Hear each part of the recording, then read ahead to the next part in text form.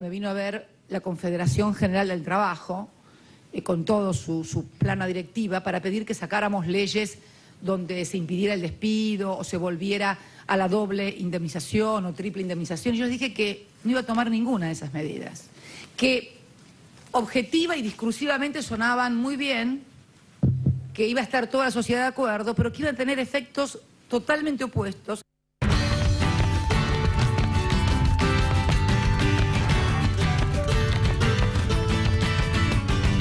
Muy buenas noches, bienvenidos a Odisea. Si nos retiramos de la peripecia cotidiana, de los datos del día, si nos alejamos un poquito de los barquitos que se mueven en la superficie para ver un poco las corrientes más de fondo, veremos que en toda la región, en América Latina, estamos ante un problema de gran magnitud desde hace mucho tiempo. Es una región que tiene cierta homogeneidad en su agenda de problemas. Durante décadas estuvimos enfermos de golpismo, por ejemplo, y es una enfermedad que a lo largo de los años 80 toda la región logró superar. Nos fuimos curando. Hoy hay otra enfermedad que está en relación directa con la institucionalidad, que está en relación directa con los sistemas de impunidad, y que es la corrupción, ligada a delitos complejos. Ya no es la corrupción política de aquel que se enriquece con los recursos del Estado solamente, sino que el dispositivo montado alrededor de la corrupción es lábil, facilita la creación de clases sociales distintas, nuevas, las mafias, que tienen planes de negocios determinados en vinculación con crímenes complejos, en el centro de los cuales está el narcotráfico. Este es un problema que recorre a toda América Latina, pero que hoy tiene novedades en la agenda periodística. Primera, hoy se decidió en México, después de un trámite que se inicia a partir de hoy justamente, extraditar al Chapo Guzmán, que es el jefe del cartel de Sinaloa. Es una decisión importantísima, histórica, extraditarlo a Estados Unidos. El sistema judicial, policial, carcelario mexicano había tratado de retener a Guzmán en una especie de vindicación nacionalista. Es más, el último pronunciamiento que había habido de un fiscal federal había sido: lo vamos a extraditar después de que cumpla la condena, es decir, después de 800 años. Bueno, el reconocimiento del Estado mexicano con esta extradición es que no cuentan con el dispositivo institucional idóneo como para que Guzmán no solo no se les escape, sino no siga manejando la droga y el sistema de la droga desde dentro de la cárcel. Esto no resuelve el problema de la droga, más bien pone una luz amarilla o roja sobre la imposibilidad o las deficiencias del sistema de instituciones para enfrentar este problema. Hoy mismo, en Brasil, una gran pelea institucional entre el presidente de la Cámara de Diputados, nuevo, interino, fue reemplazado el presidente anterior por corrupción. Este fin de semana, el nuevo presidente dice hay que suspender el impeachment de Dilma Rousseff por razones formales. Resistencia del PT a que se juzgue, de acuerdo a los cánones constitucionales, a la presidenta Rousseff por razones fiscales. Sale el presidente del Senado, Renan Calheiros, que también está acusado de corrupción, para decir no, el impeachment sigue. Trabado, el dispositivo institucional de nuevo hace ruido para resolver un problema de crisis política en cuyo fondo, como todos sabemos, está el problema de la corrupción de Petrobras, que ha manchado el corazón del PT y de la alianza gobernante en Brasil. En la Argentina los datos los tenemos todos los días. Los más llamativos, los más novelescos, hablan de plata enterrada en estancias, como enterraba su plata Pablo Escobar en toneles, en tanques de combustible debajo de la tierra, o como enterraban los diamantes con los cuales realizaban sus dineros los mafiosos italianos en Sicilia. Lo más importante no es eso, lo más importante es la enorme dificultad que ha tenido el sistema judicial argentino para examinar estos delitos en el momento en que se estaban publicando. Todos los crímenes, todos los delitos que está estudiando hoy la justicia federal tiene 3, 4, 5, 6, 7 años de antigüedad en la prensa. Ahora los jueces se despiertan antes de que la gente vaya por ellos. El problema no es solo la corrupción, el problema es la impunidad.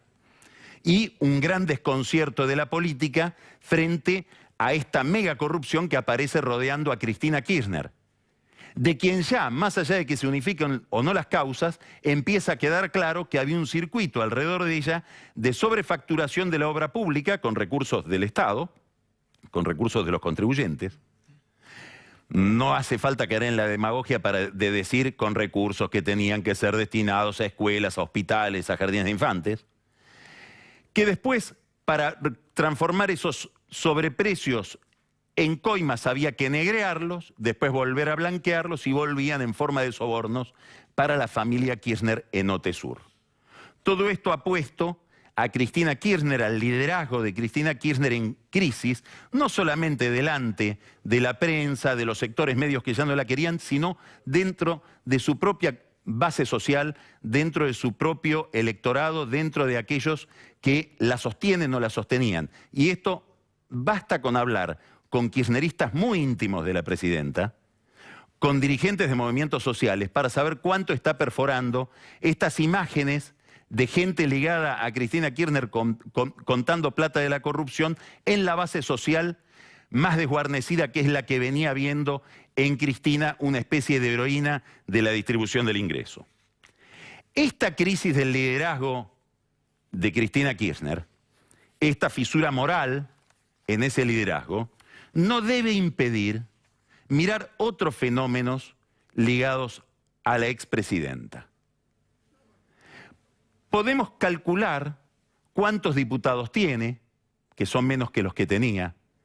Podemos identificar que ya no va a conducir el PJ, porque la nueva conducción del PJ se ha formado prescindiendo de Cristina Kirchner, de la Cámpora, inclusive de la gobernadora Alicia Kirchner. Podemos mirar cuántos senadores tiene y advertir que más allá de las formalidades, el bloque que preside el senador Pichetto está quebrado. Todo eso nos mostraría el poder de fuego institucional menguante de Cristina Kirchner, pero nos ocultaría un dato central que está hoy dominando la discusión política en la Argentina, y es el enorme poder de administración de los conceptos, de hostigamiento simbólico, de condicionamiento de la agenda del peronismo que todavía tiene Cristina Kirchner. Fíjense que reapareció en la escena, planteó en el centro de su discurso la cuestión social y condicionó a todo el resto del PJ. Hoy el PJ está en una crisis que no tiene que ver solamente con qué va a hacer el peronismo con una líder cuya imagen de corrupción ya es inocultable. Tiene un problema más serio, que es el que está manifestándose en la discusión sobre el trabajo, tema central a la naturaleza del peronismo. Tiene que ver con lo siguiente, la capacidad que conserva todavía Cristina Kirchner para mantener atrapado aún a los sectores que pretenden ser más renovadores dentro del peronismo en la trama de conceptos, de prejuicios, de estrategias de toda la década anterior. Para decirlo de otra manera, en la trampa del populismo.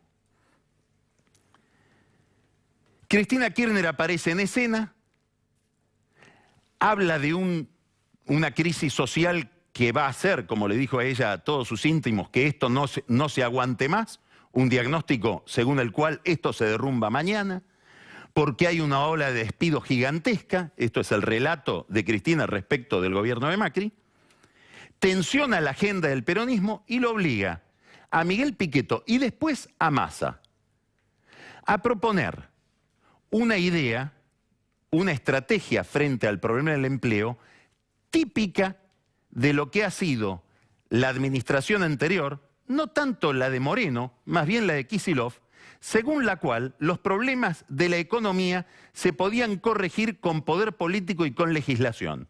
El que mejor lo planteó fue Jorge Triaca, el ministro de Trabajo. Dijo, van a aplicarle al mundo del empleo un cepo, como el que aplicaron antes al mercado del dólar. Un cepo que va a hacer que no puedan salir dólares del Banco Central, pero que tampoco van a poder entrar. Lo mismo pasa con el cepo al empleo. No van a salir, si es que no salen, empleados de las empresas, pero tampoco van a ser contratados nuevos empleados. Esta idea, que es una idea central de la mentalidad populista, que técnicamente consiste en pretender administrar al mismo tiempo cantidades y precios, es decir, conservar todo el nivel de empleo sin tocar el salario. Esta idea según la cual habría una baja rotunda del salario, después lo vamos a hablar con Nico Duhovne, interpela a toda la dirigencia del peronismo con un concepto muy importante que tiene que ver con este momento de la Argentina.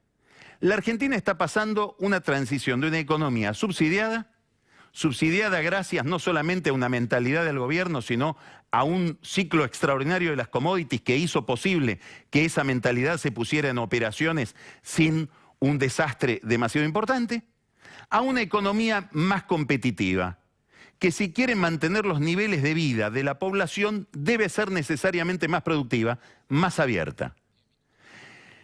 La idea anterior, la idea con la cual Cristina Kirchner interpela a su partido, y ese partido se deja interpelar, no solamente Pichetto, no solamente Urtubey, no solamente Bocio, también Massa, es una idea muy típica de la década anterior.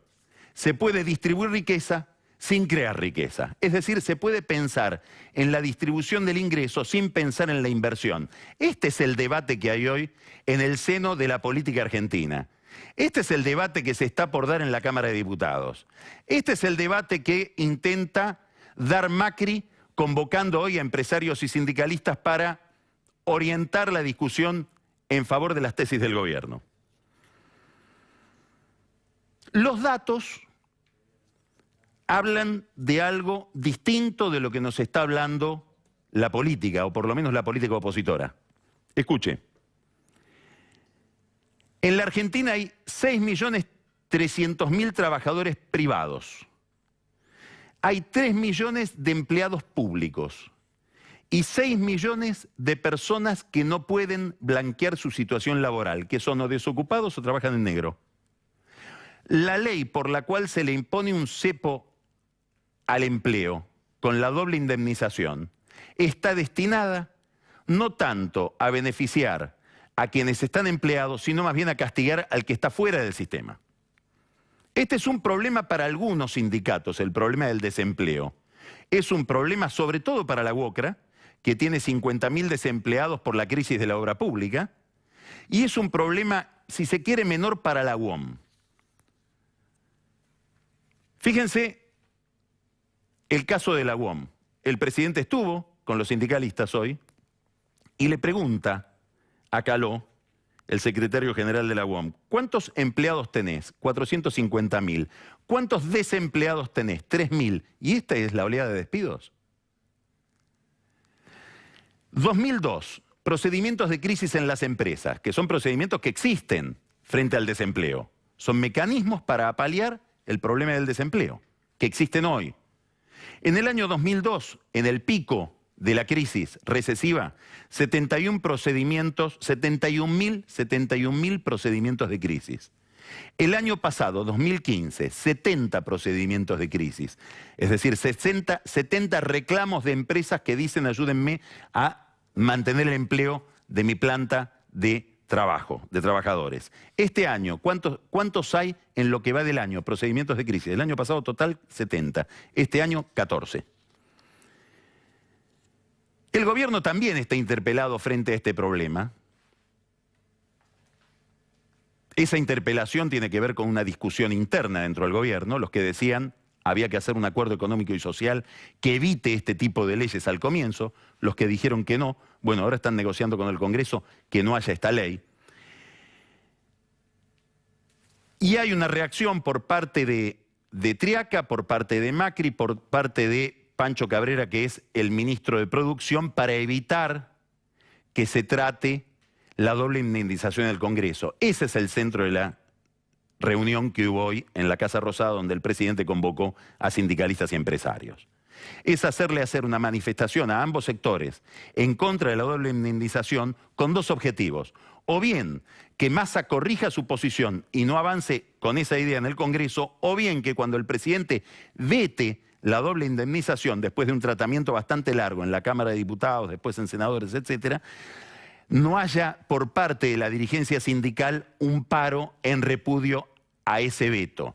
En esto consistió hoy el documento que trataron de extraer del empresariado y también la adhesión que trataron de obtener de parte del sindicalismo, además del aplauso de los gobernadores, a los que no les interesa tampoco volver más rígido el tipo de contrato laboral en el mercado laboral. Más allá de estas decisiones, más allá de estas discusiones, la otra discusión dentro del gobierno es central. ¿Cómo encara Macri, con qué convicción encara Macri este pasaje de una economía subsidiada, de una economía que se había agotado, cuya única salida era ir rumbo a Venezuela a una economía más competitiva y abierta? ¿Qué capacidad de liderazgo tiene Macri respecto de esta modernización? Este es el problema. Hay quienes le dicen, en alguna medida se lo escribió Durán Barba este domingo en el diario Perfil, volví al gradualismo, bajá 2 cambios. Si te convertís en el presidente del ajuste no te recuperás más, porque estos son todos los datos que indica la historia. No sé si son todos los datos, porque si hubo un presidente del ajuste exitoso en la Argentina fue Menem, que hizo un brutal ajuste en el año 89 y después no sabíamos cómo sacarlo. Frente a esa visión, un Macri que dice, esto es central para mí, la inversión es central, sin inversión no hay distribución de riqueza, si me aplican esta ley la veto. Sigue otros consejos, el de Piñera y sobre todo el de Obama, que en Buenos Aires dijo, a veces el dolor del corto plazo y el tener que tomar sanciones decisivas en una etapa tan temprana es lo más oportuno en lugar de dejar las cosas para mañana. Maquiavelo lo decía de manera más sencilla. Al gobernante le conviene hacer el mal de golpe y el bien de a poco. Vamos ahora a hablar con Alejandro Rosichner, que es el cerebro oculto de este gobierno, el filósofo de Macri. Ya volvemos.